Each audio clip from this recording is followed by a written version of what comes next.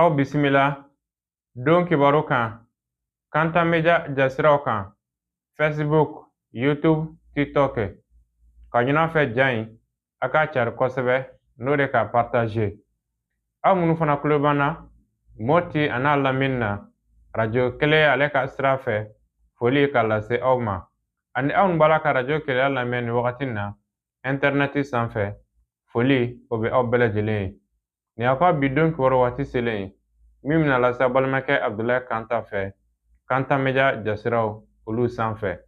Bakuruba fɔ la an b'a ladɔnniya k'a fɔ waleɲumandɔn jɔnjɔ o dɔ dira maa dɔw ma sigida duurunan kɔnɔna na kunnafoni bɛna ɲɛfɔli kɛ a la. Mɔtikaw fɛ yen maa dɔ bɛ yen u b'a wele ko Pɔn Baro ni a tɔgɔ yɛrɛ Umaru Karanbe. Ale a ye ndolanci finiw a n'a maɲɔgɔnlaw a y'a di bugufiyɛ gérés ma ka sanga ni Mɔti maire ka kobu ye kunnafoni bɛna ɲɛfɔli kɛ a la. Santiri a ka taa n'a ye min ma ɲɛma ye Mamadu Jaye ninnu ye lakɔkɔli dɔ sigi sen kan kunnafoni bɛna ɲɛfɔli kɛ a la. Farikolo ɲɛnajɛ nasiraw la Jeliba Maɲɛma ale a ye kunnafoni di min kunnafoni bɛna ɲɛfɔli kɛ a la. Ninnu de ye kunnafoni minnu bɛna lase a balimakɛ Abdulayi Kanta fɛ aw bisimila don kibaru kɛnɛ kan. An b'a ladɔnniya k'a fɔ waleɲumandɔn jɔnjɔn o kɛnɛ sigira anw fɛ Bamakɔ yan lajɛrɛsoba Amadu Ampate b'a la Badalabukaw fɛ ni waleɲumandɔn jɔnjɔli a ɲɛsira maa o maa minnu bɛ k'a fɔ u ye cɛsiri kɛ sigida kɔnɔna na kunnafonidila b'o la jamana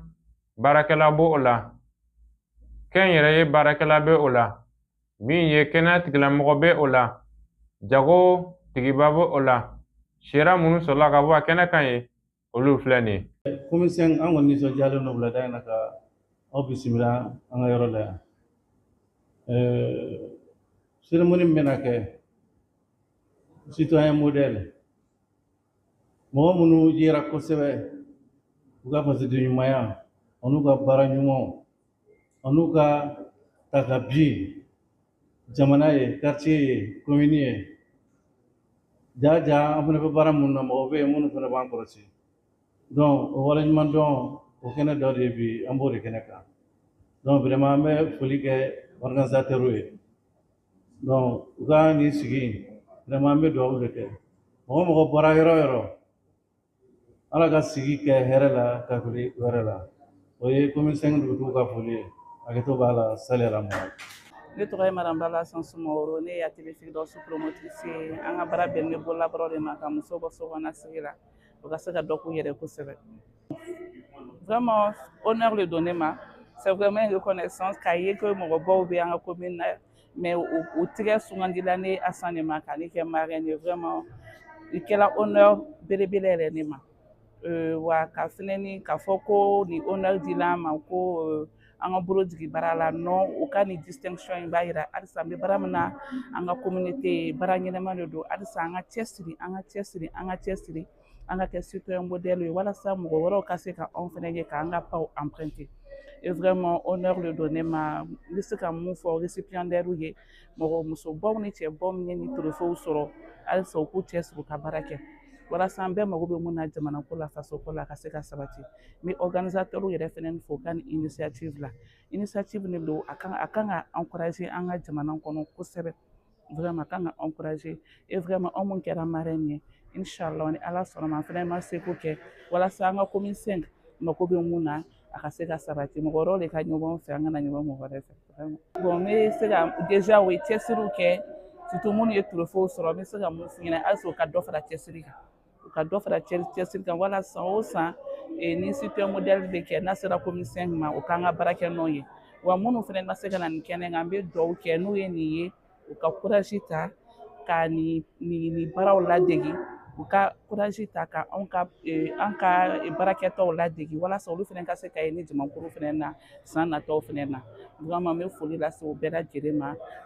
organisateurs ani fɛn fɛn mun y'a sen bɔ a kɔ kɔrɔ ka na ni événement sans compter les médias vraiment. Alors ne tɔgɔ ye Seydou Kulubali n ye radio ɲɛtaa ani télé ɲɛtaa baarakɛla ye n ye kunnafoni lase télé ɲɛtaa télévision sanfɛ an bɔra ka papier min sɔrɔ sisan ni attestation ye ayiwa la distinction o baara min tun bɛ sen na ni a sigila sen kan association citoyen modèle mɔgɔw fɛ ni a ɲɛmɔgɔ ye Ousmane Tontino Touré k'an wele ka na k'a fɔ ko association bɛna di mɔgɔw ma ko télé ɲɛtaa yɛrɛ fana ma t'o kɔ kuma Seydou Kulubali fana welela o kɛnɛ kan an bɛ o kɛnɛ de kan bi kumakan min bɛ dɔrɔn o ye dɔrɔn k'u fo an b'o fo u ka nin baara ɲuman in na a ka kan kuma dɔw la maa dɔw ka tanu sani u sa waati cɛ an b'a ye k'a fɔ an ka jamana in kɔnɔ maaw de bɛ tanu u salen kɔfɛ ka caya nka maa ɲɛnama ka a tigi tanu a ka baara ɲuman kɛli la a b'a permettre a ka dɔ fara a ka baarakɛta kan n'a tila k'a fɔ nin ko in a bɛ bila o de hukumu kɔnɔna na association mun filɛ nin ye ni ne bɔra k'a sɔrɔ ne bɛ se k'a fɔ Seydou ka fɛn tɛ nin ye jama ka fɛn de ye radio ɲɛtaa télé ɲɛtaa a baarakɛla bɛɛ lajɛlen a ɲɛmɔgɔyaso ani ka fara club des amis kan ani radio ni télé kanubagaw bɛɛ lajɛlen ani u lamɛnbagaw ni filɛbagaw an b'a jigin k'a fɔ bɛɛ lajɛlen ka effort faralen ɲɔgɔn kan o de kɛla nin ye ne kɔni kɛla a tɛmɛ sira ye dɔrɔn k'a lase tɔw ma. An b'a lajɛ cérémonie bɛɛ la par exemple nin cérémonie na nin 8e édition ye commune 5 kɔnɔna la an bɛ don an b'a lajɛ mɔgɔba minnu bɛ yen nɔ an b'u tɔgɔ ta ka cérémonie dɔ organiser u tɔgɔ la ka na attestation d'u ma ka médaille d'u ma k'a fɔ ko jamana m'a ɲin'u kɔ sanjikɔrɔ wɔsi tɛ commune mɔgɔw y'a dɔn ko olu ye exemple ye olu ye référence olu ye repère ye donc olu kama an ni commune ka baara kɔnɔna la an bɛ mɔgɔw dɔw labɔ fo duguma bi a y'a ye muso dɔ b'a la a tɔgɔ fɔra ale bɛ fari de feere donc a ye muso dɔw ye olu bɛ société civile la a ye santé mɔgɔw ye a ye professeur dɔw ye olu bɛ fɛngɛ la an ka université baw la donc ça veut dire faamaya t'a la fantanya t'a la an bɛ mɔgɔw de ɲini mɔgɔ minnu ka domaine kɔnɔ u bɛ se ka kɛ bolo tamaseere ye u bɛ se ka kɛ exemple ye n'a sɔrɔ nouvelle génération bɛ se k'u ladege citoyen modèle bɛ yala k'olu de ɲini ka attestation ni médaille d'u ma u ka commune tɔgɔ la k'u ye u ka continuer u ka baara fɛ ko maire b'u dɔn jamanakuntigi b'u dɔn bɛɛ b'u dɔn parce que citoyenneté de bɛ dugu jɔ donc o kɔnɔna la an yɛrɛ b'a fɔ depuis 2022 an ye nin baara daminɛ an ye commune 1 kɛ commune 2 commune 3 commune 4 commune 5 commune 6 an ye kati fɛnɛ kɛ donc don nataw la an b'a lajɛ ka taa région kɔnɔ voire ka taa diaspora kɔnɔ walasa ka taa maliyɛn minnu bɛ yen nɔ k'u la kodɔn k'a yir'u la ko vraiment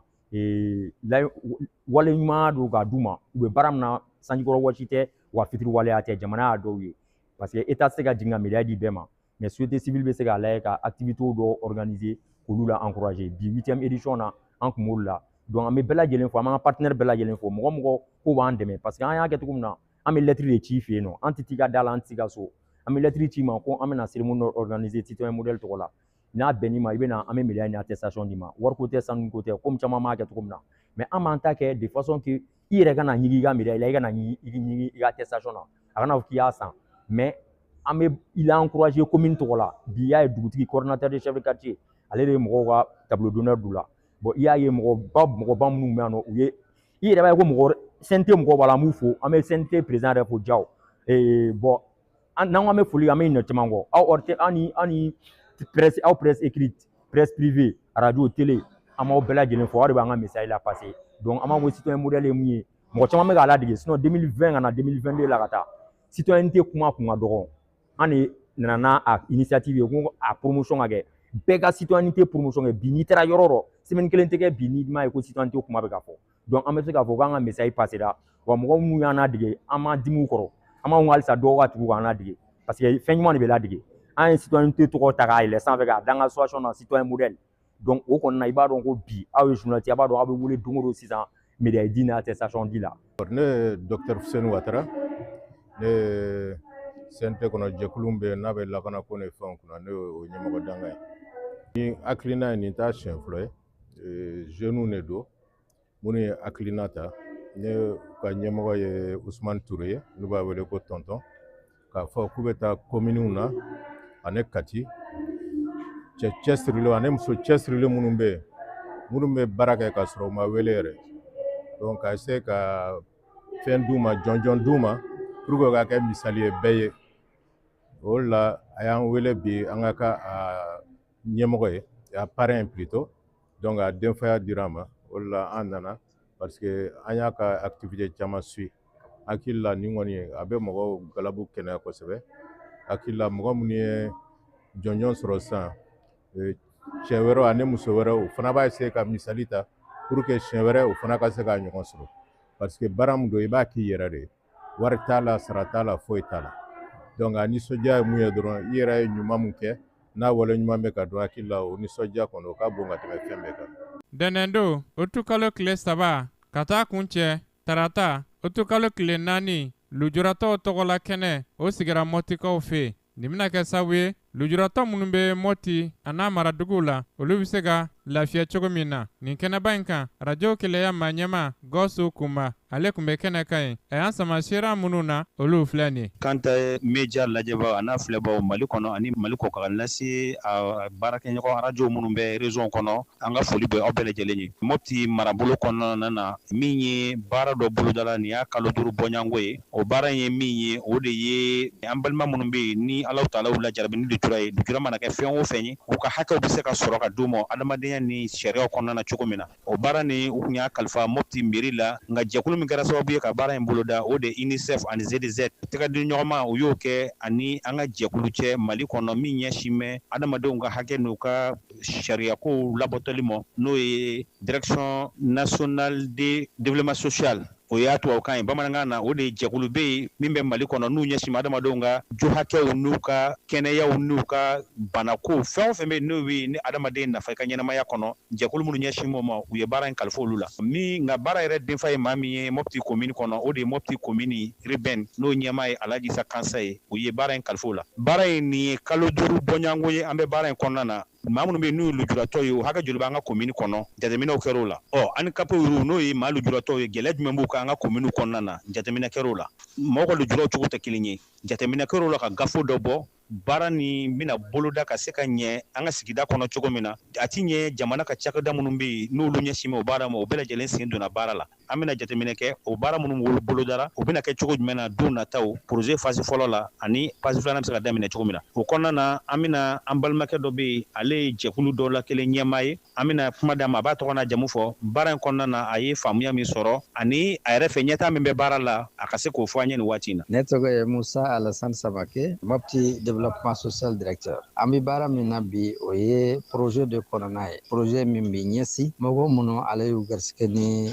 lujara ye an b'a dɔn an ye baara minnu kɛ ka tɛmɛ kɔnɔ ko o mɔgɔw ninnu u ka taali baaraw kɔnɔ ani fɛn caman la o tɛ tɛmɛ kosɛbɛ jateminɛ minnu y'a kɛ o y'a yira projet in kɔnɔna na an b'a la ka min waleya ni kalo 6 kɔnɔ bi ye réunion du comité de pilotage comité Mɔpti ta ye o de b'a la ka u ka plan d'action ani étude min kɛra o rapport ka o rapport ninnu valider pewu rapport ni plan d'action ye min fɔ pour que minnu bɛ projet in diriger u ka bɔ a kalama phase filanan la min kan kɛ personne handicapée Mɔpti commune urbaine kɔnɔna na o de bɛ na a valider bi tile 2 baara in na. Laɲini minnu kɛra walasa ka se ka olu dɔw ta bala cogoya min na ka se ka lujuratɔw dɛmɛ sabula baara in yɛrɛ daminɛ ka se bi yɛrɛ ma yɛlɛma caman donna la mun ye sigida mɔgɔw ka yecogow ye lujuratɔw kan ani faamuyaliw kan a caman kɛra wa fana baara tɔw fana bɛ kɔfɛ quoi donc olu kɔni kun ye baara damadɔ ye minnu bolodala a tɔw fana bɛ kɔfɛ donc a tɛ bɔ kuma fana na fɔ n ka foli belebele di an ka partenaire technique ni financier ma ani ka fara Mɔpti mairie yɛrɛ kan GIZ UNICEF ani développement social yɛrɛ vraiment u ye laɲini minnu ta ani u bɛ ka baara minnu kɛ ninnu vraiment k'u fo k'u waleɲuman dɔn a la quoi a n'olu yɛrɛ ni ɲɔgɔn cɛ ne tɔgɔ El Mokhtar Sise ne ye fédération locale des associations des personnes handicapées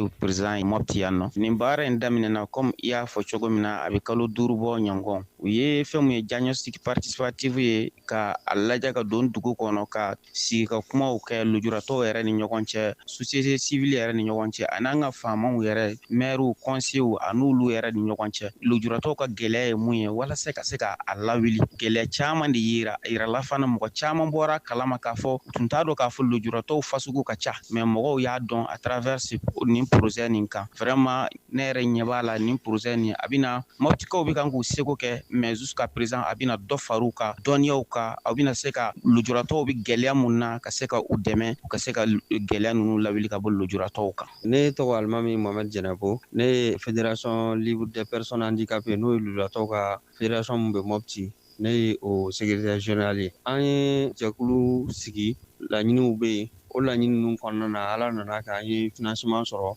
ni UNICEF ye ka fara développement social ni mairie ka bolodi ɲɔgɔnma baara kɔnɔna na GIZ mun kɔnɔna na an ye baara damadɔ kɛ i b'a fɔ a baara phase fɔlɔ yɛrɛ o sera a kuncɛyɔrɔ ma n'o ye phase diagnostic o phase diagnostic kɔnɔna na commission sigira ni mairie ka yamaruya ye ani mairie ka ɲɛmɔgɔya ye donc an ye baara caman kɛ o kɔnɔna na i b'a fɔ ka enquête boloda enquête kan ka kɛ ni ɲininkali ni fɛn minnu kan ka sigi a kɔnɔna na an ye baara kɛ olu dɔw kan o fana kɔfɛ tuguni ka enquête yɛrɛ kɛ enquête fana bɔlen kɔ tuguni plan d'action ni baara yɛrɛ kan ka kɛ mun ye sabula gafe dɔ fana kan ka ta baara kan ka kɛ gafe mun ye donc o kɔnɔna na enquête ninnu ye olu dɔw jaabi di o jaabiw fana kɔnɔna na an ye baaraw kɛ walasa ka se ka o plan d'action kɛ plan d'action tɛ dɔwɛrɛ baara yɛrɛ minnu bɛna kɛ o kɔfɛ sisan walasa ka se ka laɲini minnu kɛra a kɔnɔna na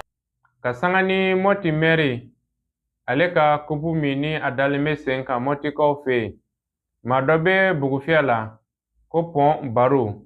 a tɔgɔ o de Umaru Karanbe cakɛ bonda bɛ a bolo min bɛ wele entreprise Karanbe o maa ɲɛma o don ale a ye ndolanci minɛnw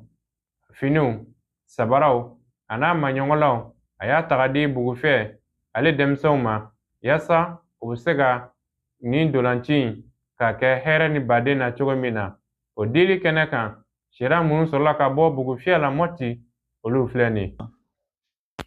A yɛrɛ ka sigida den don ni a yɛrɛ a bi an ka jɛkulu dɔ yɛrɛ la yan nɔ Sidiki donc o mɔgɔ de sɔrɔla an fɛ min a y'an bonya ka bonya lase an ma n'o ye balontan équipement ye i n'a fɔ Gorgui yɛrɛ bɔra k'a fɔ cogo min na sabara comment dirais-je duloki b'a la kulusi b'a la ba b'a la gan b'a la bon jɔriw ta b'a la safu ta b'a la gardien ta b'a la bon nin bɛɛ jɛlen b'a la donc o kuma an b'a ɲini Ala fɛ a y'a bonya fɔlɔ min na Ala ka barika don a la Ala ka n'a yɔrɔ langoloya donc baro filɛ ka min kɛ nin ye donc vraiment an b'a ɲini bɛɛ lajɛlen fɛ nin kana kɛ baro ka laban ye a k'a ɲɔgɔnna caman kɛ an bɛ kinadenw fana ɲini bon mɔgɔ mɔgɔ min bɛ kina bɛɛ ka o ladege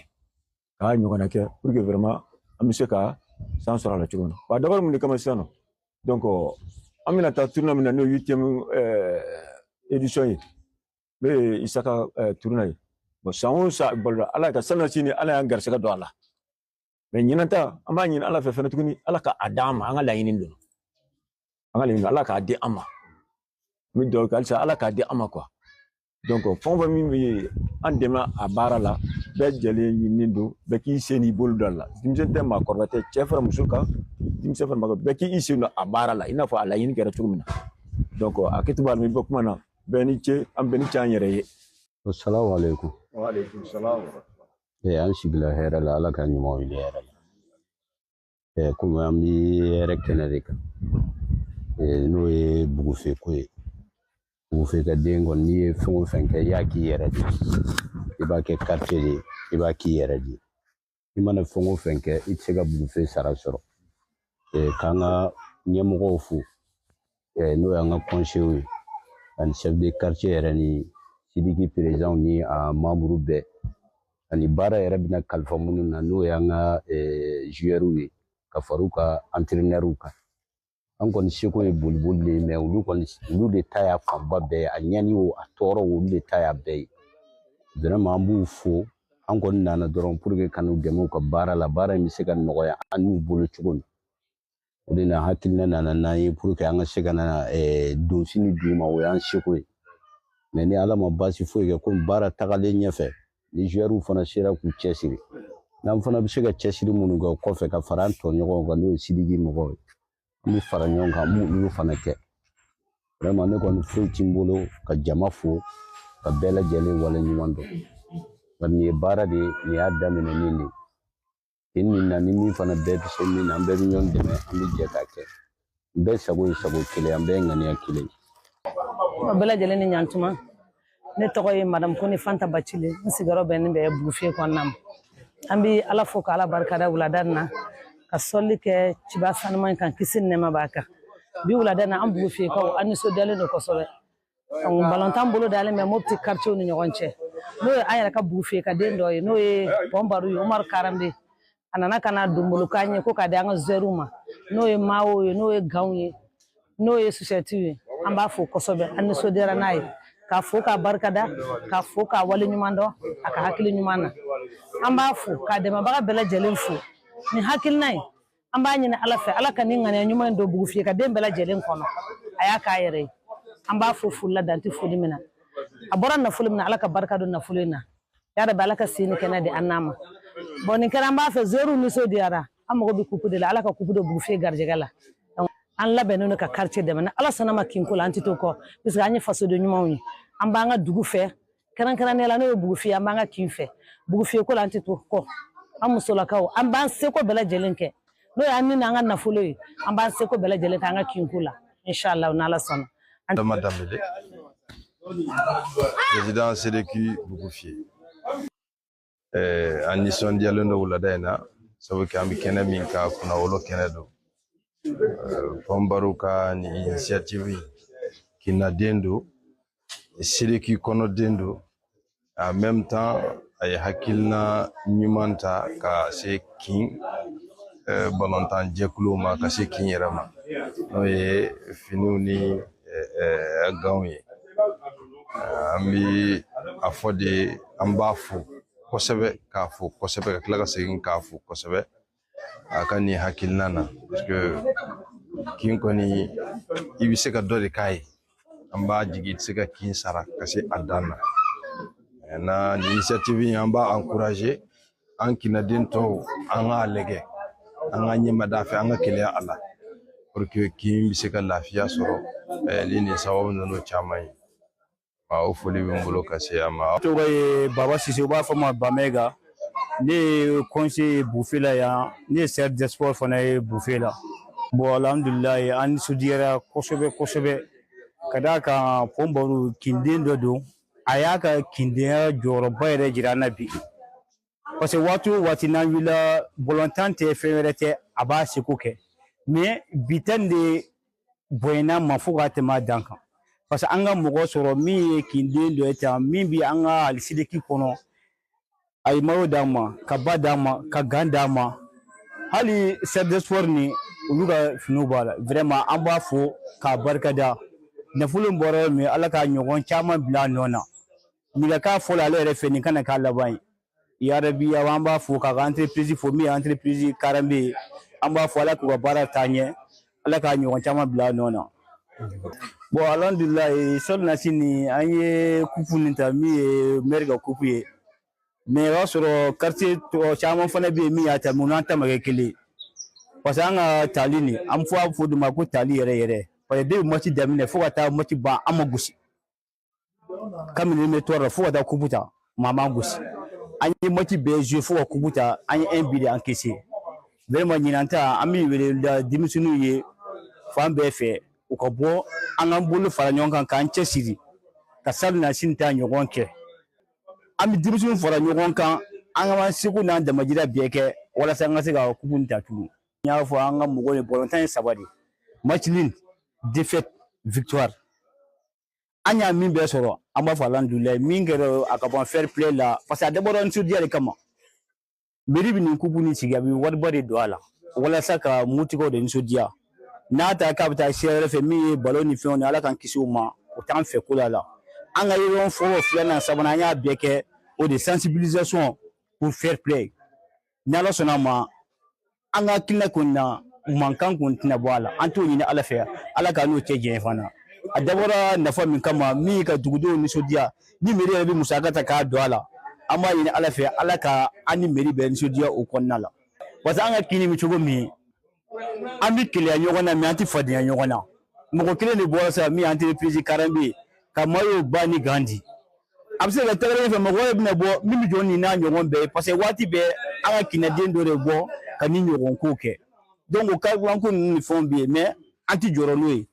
parce que kini ka bon o ma kin jama ka ca kin dun fana bɛ yen min bɛ kin fɛ an bɛ welewele da mɔgɔ o mɔgɔ bɛ se ka fɛn dɔ kɛ dɔ ye kin nin na min ye bɔlɔntan coupe du maire nin ye u k'a kɛ walasa an bɛ se ka ɲɛ sɔrɔ a la cogo min parce que bɔlɔntan yɛrɛ ta ni musaka tɛ mairie fo an b'o fo ka wale ɲɔgɔn kan ala yɛrɛ barika da ala min ye ɲinan ta jira parce que salon an ni maa caman y'a daminɛ ɲɔgɔn fɛ u ma ɲinan ta ye bon ami ina jami do ga ala ka sabrata gidana ka fo ka wali modo ami meri yere fo anye nyon soro yano sele quartier fe hera de la ala ye akusigi hera la ka akunche hera la ambe ala barkata ka fo min fana kera sababu nyuma ye ka duwa ke aye ayabo na fulo na ya rabbi ala ka jidi ala kana tayro langulu ya ala ka anyogona chama bo anye bufe kona ya ala ka sababu nyuma ke bufe adabara ku min kama ya rabbi ala ka nye ya sa an saka kufin so ni be da ba ku ye kufin ngani adi abina di dumsan munuma uka dondron adabara chesiri ni jija de kama ya sa bufika kuna wolo soro donc ambi ala dili ala ka kuna wolo ne ama anti segen do wula min kera aswabu nyumai no ye baruye anaka entreprise bela jele alisa ala ku kenato ala ka sini kenadi ala ka garse nyumandi kimbela jele ntogola sevile quartier na ka conseil togola sidiki ma bela jele ntogola bela jele ka foli be ayi ala ka abarka do ala kuma yi an ba kun ceni do okay ala ka jamana basiki fitna bi jamana na ala ka duwa ya rabbi ala ka tana yoro mi ala yera tokoti foi ala ka samya nyuman dama ala ka baji nyuman dama anga folo fe na ala ya dama ala ka ka dumbai ambo nyine ala fe aka kira bay so kama Centre akatana ye mi ni amanyema ye Mamadou Jaye uye la kokoli do sigi senkan la kokoli minata leke kalo fla bonyonkola ni la kokoli anyesini be ambalakaw ni ambala muso de ma olu bise ka bolla bara ka kalan cogo mina kerenkende boloma farafin jabi bola kono glambe ola ka fara anyogona caman kan ni bara in anundun baro kera anfe Bamako Sabalbugu min ni abena otu kalo ale kile fɔlɔ ma san 2026 shira munu sɔrɔla ka bɔ a kɛnɛ kan ye olu filɛ nin ye dugutigi ka ciden ye anw ye ne ni tɔɲɔgɔnw filɛ k'an ka na ekɔliso la ekɔlisi la donc an nana an ka dunanw bisimila k'a fɔ an ka dunanbaw ye u nana a diyara an ye a diyara dugudenw wɛrɛ ye baara min daminɛlen filɛ nin ye baara in a bɛ fisaya an ka denmisɛnninw ma kosɛbɛ o de b'a to an bɛ aw fo ka aw waleɲuman dɔn minnu ye nin organiser ka foli lase u ma denmansa minnu fana sɔnna k'u denw bila ka na an bɛ u fo k'a ɲini denmisɛnninw fɛ kalan ni hali ni min tɛ ekɔli la n'i bɛ ninnu dɔw ɲɛdɔn i bɛ se ka lafiya lase du ma Bamakɔ yan foro tɛ Bamakɔ yan bɛɛ ka foro ye baara dɔ kɛlen ou ka kalan de kɛ o tuma an b'a ɲini u fɛ u ɲuman sera yan dugutigi ka foli kɔnɔna na ala ko u bɛɛ ɲuman se baara u bɛna baara min kɛ ala ka hakili di baara kalandenw ma u ka se k'a faamuya ka ɲini u fɛ u ka karamɔgɔw minnu bɛ u kalan u ka olu bonya u ka retard éviter ka na se kɛnɛ nin kan n'i ma ɲɛ i bɛ kalan o kalan daminɛ a bɛ kɛ majigi bonya min kɔnɔna na o tuma u k'u jija u k'u timinanja o la ka naba bɛɛ lajɛlen fo ekɔli karamɔgɔw ani association an ka taa ɲɛ an b'a mɔgɔ bɛɛ lajɛlen fo dugutigi tɔgɔ la ani a ka jamanadenw bɛɛ tɔgɔ la. N bɛ foli fɔlɔ an yɛrɛ ka partenaire la an ka taa n'a ye partenaire minnu filɛ nin ye an ɲɛkɔrɔ olu de ye hakilina ɲuman sɔrɔ sinon u bɛ commune 6 de la ka hakilina ɲuman sɔrɔ ka se anw ma k'a fɔ k'u bɛna an ka musow kalan u bɛna an ka denmisɛnw kalan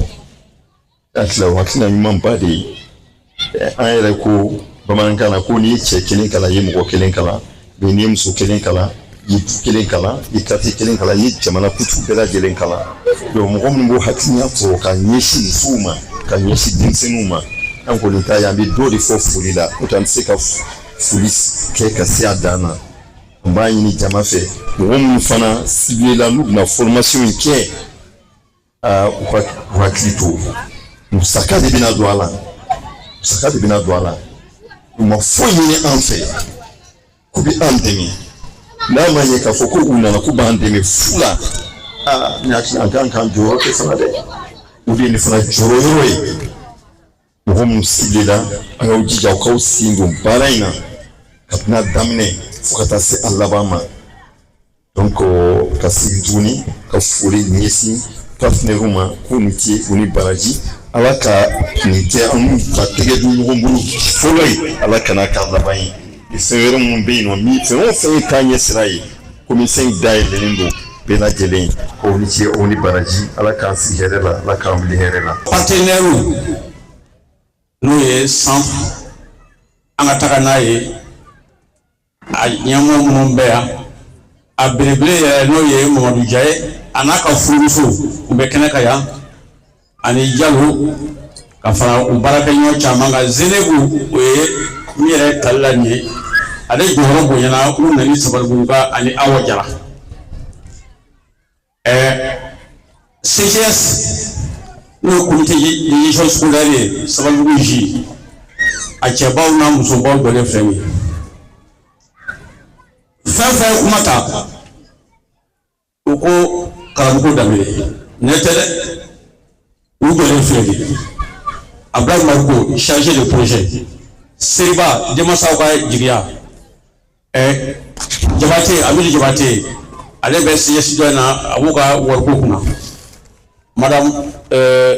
Magasa Safi Touré a bɛ bureau la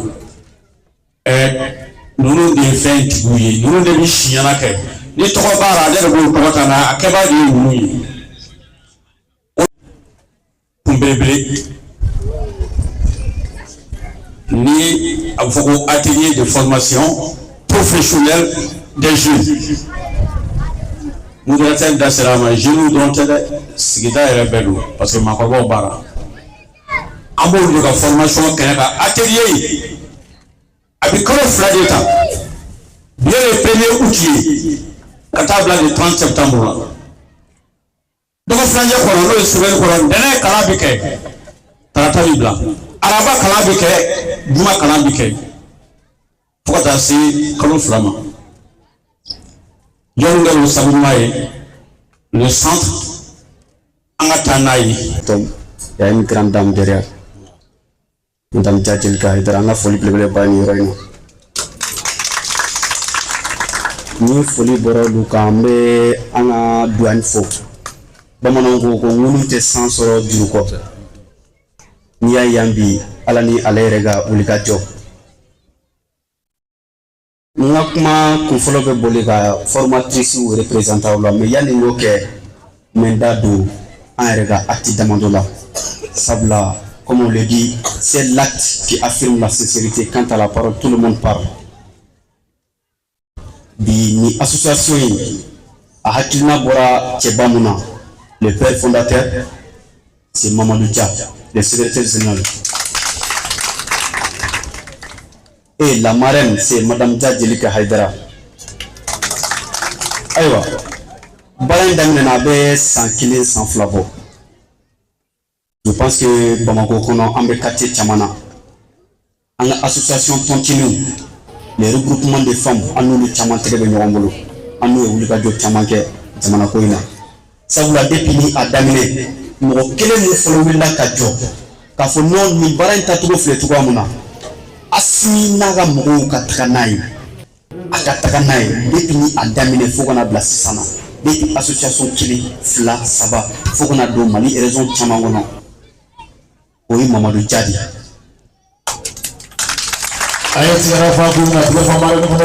Agatakanaye, abisra sotuwe. Nanga deme ke Mali kono bi bebi tege jan. Alni an nana ka million de ni ngo kele massa. Kalo fla kalo saba wale me bantuna. Me ni donya duma obe sanaye. Oui, kama an basera barakalanga formation professionnelle. Brasi caman b'a kɔnɔ an filɛ ka na naani mun di nin ye damadɔ dɔrɔn de caman bɛ yen nɔ mais ni Ala sɔnna don n'a nataw la an bɛna don a bɛɛ kɔnɔ kelen kelen. ɲɛna ko an nisɔndiyalen de bɛ kɛnɛ nin kan yan bi kuma dɔw fɔra kuma in kɔnɔ yan nɔ ko i ye muso kelen kalan i ye du kelen kalan i ye sigida kelen kalan i ye jamana kelen kalan a misaliya fɔlɔ ye an ka formatrice ninnu de ye. Ni formatrice ninnu fɛn fɛn min filɛ nin ye ninnu bɛɛ ye centre a ka taa n'a ye ekɔlidenw de ninnu bɛɛ formera centre kɔnɔ bi olu filɛ nin ye ka na aw fɛnɛ former olu ye mɔgɔ 4 ye mais u bɛna muso ekɔliden 200 personnes u bɛna o de former donc ça veut dire que muso kelen u bɛna muso 50 de former classe kelen kɔnɔ donc o misaliya de y'o ye k'a fɔ ko n'i ye muso kelen kalan i ye dugu kelen kalan i ye jamana kelen kalan o muso minnu bɛna former bi o mɔgɔ 200 n'olu fana bɔra olu fana bɛ se ka mɔgɔ joli former aw yɛrɛ ka jate minɛ n'a continuera ten dugu bɛɛ bɛ kalan donc o misaliya o hakilina de bɛ a ka taa n'a ye kɔnɔ an ka taa n'a ye kɔrɔ ye di an ka taa ni yiriwa ani bɔnɔgɔla ani ɲɔgɔn dɛmɛ ye an ka sigida bɛ yiriwa cogo di an bɛ bɔ nɔgɔ la cogo di o baara hakilina de bɛ centre kɔnɔ donc o de kama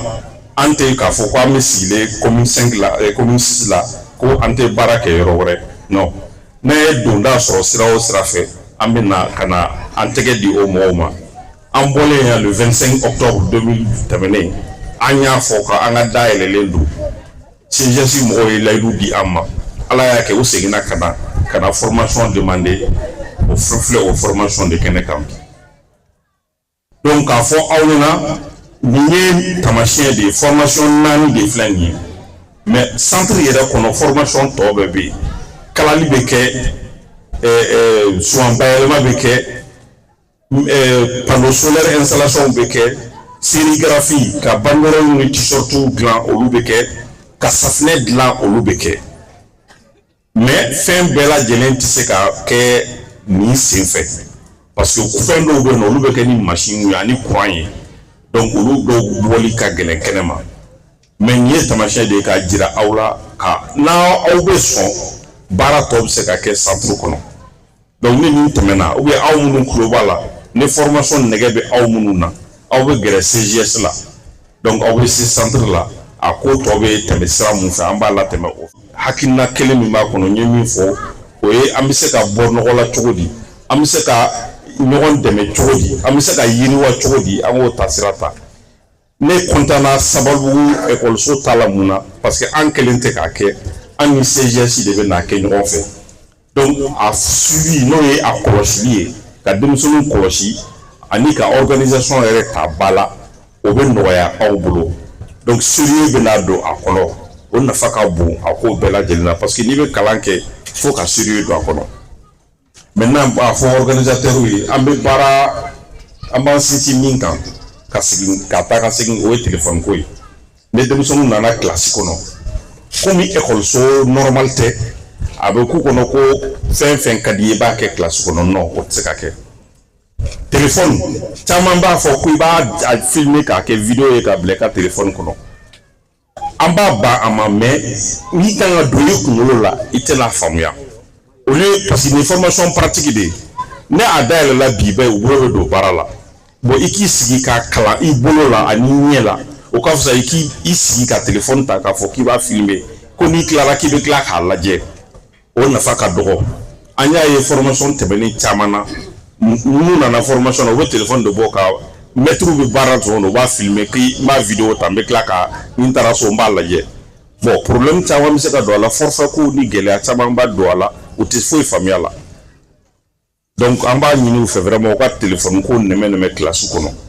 u ka baara don u k'u bolo don baara la ka ta u ba la pour que u ka se ka a bila u kunkolo la cogo min na u k'a ladege formation gɛlɛmanw tɛ bigi ni papier ko t'a la i yɛrɛ bɛ se ka note ta i yɛrɛ ye mais i bolo de bɛ don matière la directement kalo 2 bɛ ban yɔrɔ o yɔrɔ a bɛ taa sɔrɔ ni mɔgɔ kelen kelen bɛɛ bɛ se ka don k'a yɛrɛ ye ni formation banna i bɛɛ nin bɛɛ ye baara bolo sɔrɔlen a yɛrɛ bolo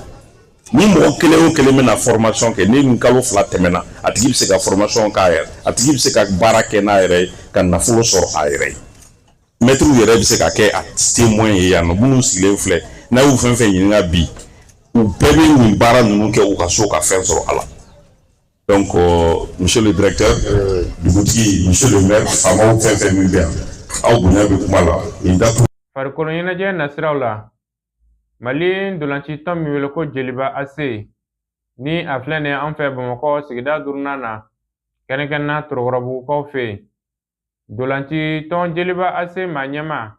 ani kunnafondilaw ye barosigi kɛ barosigi min ni a ye ɲɛfɔli caman kɛ ɲɛfɔli min ni a bɛ tali kɛ jeliba ale dolanci kulu o kɔnɔna na barosigi in kɔni a kuntala ka jan ni ala sɔnna a ma kuma ni kuma an na dɔ lase aw ma tako fɔlɔ la an y'a kanu ka min lase aw ma olu filɛ nin ne yɛrɛ de ye nin laɲini n ko wagati dɔ sera président bɛ se ka kuma tɔndenw fɛ ne b'a fɔ mɔgɔw ye don o don n ko baara de bɛ kuma mɔgɔw nɔ la bɛɛ y'a dɔn k'a daminɛ salon mois d'août la ka na se bi ma bɛɛ b'a dɔn jeliba ye ɲɛda kura ta bɛɛ b'a dɔn ko baara kɛra tɔn kɔnɔ mais baara mun kɛra a kɛra gɛlɛyaba de kɔnɔ baara gɛlɛyara kojugu baara gɛlɛya kun ye mun ye tɔnba mɔgɔw ka baara kɛcogo falenni ka gɛlɛ u bolo quoi maliyɛn yɛrɛ kɛcogo ye nin ye maliyɛn n'a b'a sonsoro ka baara mun kɛ n'i nana don min na k'a fɔ a ye ko non wuli k'i jɔ o de b'a na o de ka ɲi a baara ma i bɛ problème sɔrɔ parce que a tɛ se k'o faamuya ale b'a la depuis san joli e bɛ na k'e b'a ka baara yɛlɛma quoi mais ko bɛɛ ye dɔɔni dɔɔni de ye joliba n'i ko joliba i ko ballontan n'i ko joliba i ko basket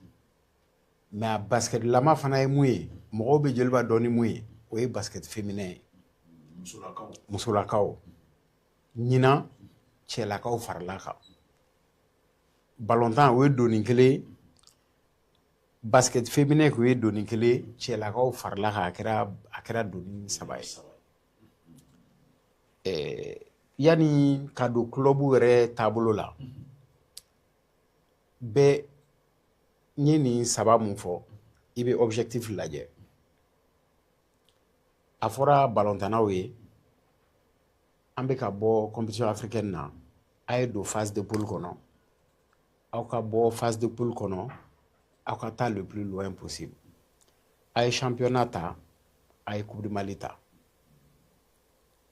ballontannaw ni objectif 4 na u ye 3 sɔrɔ a la kelen kɛra majɛ ye an donna phase de poule kɔnɔ an ma se ka taa ɲɛfɛ o kɛra majɛ ye an ye coupe du Mali ta an ye championnat ta c'est comme ni ballontan y'a ka objectif atteint presque 80%. Voilà ballontan ka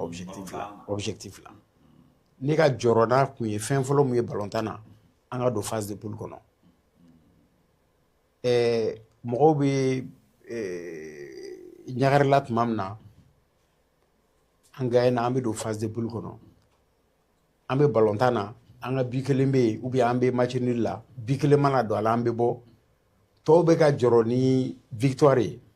ne bɛ ka jɔrɔ ni victoire ye mais ne ɲɛ bɛ fɛn wɛrɛ de la n'i ma don kasabe min kan ka d'i ma i tɛ n'o sɔrɔ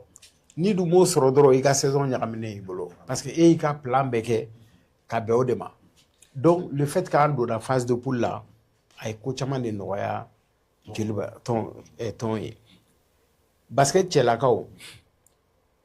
an y'an bolo don a kɔrɔ tuma min na o y'a sɔrɔ tournoi de montée ma se an y'u dɛmɛ ka taa tournoi de montée la u ka se ka yɛlɛ première division na donc objectif fɔlɔ a ye yɛlɛ première division na n'aw yɛlɛla a y'aw maintenir o y'aw ka ko objectif bannen ye basket cɛlakaw u yɛlɛla premier point u tila k'a maintenir deuxième point u taara carré d'as la troisième ka taa playoff la n'u tun y'a ta u tun bɛ kɛ 5 ye donc olu y'u ka objectif dépassé cɛlakaw olu kɔni tɛmɛna de i b'a dɔn hadamaden bɛ cogoya dɔ la ni dɔ sigilen bɛ bi ko ne mago bɛ nin de la n'i nana yira la bɔ nin filɛ nin ye mais i bɛ se ka nin fana sɔrɔ a tigi nata bɛ dayɛlɛ quoi ka t'o fana nɔfɛ vraiment n bɛ basketi cɛlakaw fo kosɛbɛ u ye baara mun k'o la olu de kɛra vice champion ka bɔ deuxième division na dɔrɔn ka kɛ vice champion musolakaw olu ta ma ban fɔlɔ objectif fila tun b'u bolo u ye kelen atteint voilà u ye kelen sɔrɔ u kɛra champion jeliba kun famana o ma dɛ jeliba kun famana champion ma musow fana ka côté la a tɔ ye Coupe du Mali ye ni ala y'a kɛ n'u ye Coupe du Mali ta o ye 100% ye a bɛ fɔ o tigi ma ko président heureux voilà a bɛ fɔ o tigi ma ten o ye discipline kɛcogo ye athlétisme foyi ma k'o la ɲina rugby fana la foyi ma k'o la ɲina athlétisme ko yɛrɛ la n bɛ miiri bɛ Kisima la vraiment a wulilen don u wulila kojugu k'a jɔ voilà baara kɛ quoi a bɛ degun kɔnɔ donc o ye équipe ka résultat yɔrɔ ye donc ni mɔgɔ kɔni kan ka sewa Mali kɔnɔ ne kan ka sewa n b'a fɔ alhamdulilayi. Aw ni ce aw ka kulomajɔ la a n'aw ka ɲɛmadali la Kanta Media ale jasiraw kan ani aw minnu b'a la k'an lamɛn Mɔti a n'a lamini na arajo Keleya ale ka sira fɛ foli k'a lase aw bɛɛ lajɛlen ma Mɔti cɛ muso denmisɛnnin mabakɔrɔ a fɛn fɛn bɛ k'i b'a la k'an lamɛn lamɛncogo o cogo la an bɛ foli lase aw ma Ala ka sini don kibaru yira n na wasalamu alaikum wa rahmatullahi wa barakatuhu. Ne bɛ nin fɔ silamɛw ye u k'u tulo don n ka lakan in na. Kanta Media a lajɛbagaw a filɛbagaw a kanubagaw nin ye kunnafoni ka bɔ Kanta Media a ɲɛmɔgɔso yɔrɔ la u k'u b'a da aw bɛɛ lajɛlen tulo kan aw minnu bɛ yen k'aw ye Kanta Media kanu k'a ka baara kɛcogo kanu k'a ka baara kɛcogoya ka kɛ o fɛ Kanta Media ko k'a b'a da aw tulo kan nisɔndiyalen k'a fɔ ko min y'a ka baara ye olu bɛ se ka yiriwa cogo min na aw bɛ se ka nimisi wasa sɔrɔ ka taa fɛ cogo min na a bɛ se ka kunnafoni d'aw ma kunnafoni balolen don aw ka diinɛ aw bɛ se k'o faamu Kanta Media fɛ cogo min na Kanta Media ko a b'a da aw tulo kan walasa o baara in ka se ka kɛ aw nimisi ka wasa Kanta Media fana nimisi ka wasa k'u mago bɛ minɛn dɔw la minɛn ninnu bɛ tali kɛ i n'a fɔ kameraw walasa aw bɛ se ka ja ɲumanw sɔrɔ cogo min na kamera pieds a fɔ o ma ko trépied fo ka taa se ordinateur ma Kanta Media ka baara olu bɛ se ka yiriwa cogo min na Kanta Media a ko ni mɔgɔ min fɛ k'a dɛmɛ ni minɛn ninnu dɔ ye k'a san ka d'u ma fi sabilila Alahu Taala jati kama walasa Kanta Media diinɛ sira kan Kanta Media kunnafoni sira kan aw bɛ se ka wasa sɔrɔ cogo min na Kanta Media fana bɛ se ka wasa ni a ka baara ye cogo min na nɛgɛjuru siraw aw bɛ se ka olu wele 69 33 57 06 walima Orange 79 02 77 13 Kanta Media a ɲɛmɔgɔso a ko ale dalen b'aw ka faamuyali ko ɲuman na wa aw bɛna se ka dɛmɛ kɛ walasa Kanta Media aw bɛ se ka aw kunnafoni ka diinɛ ɲuman ka se k'o fɔ aw ye cogo min na Alahu Taala k'an bɛn sababa ma wasalaam. Ne bɛ nin fɔ silamɛw ye u k'u tulo don n ka lakan in na.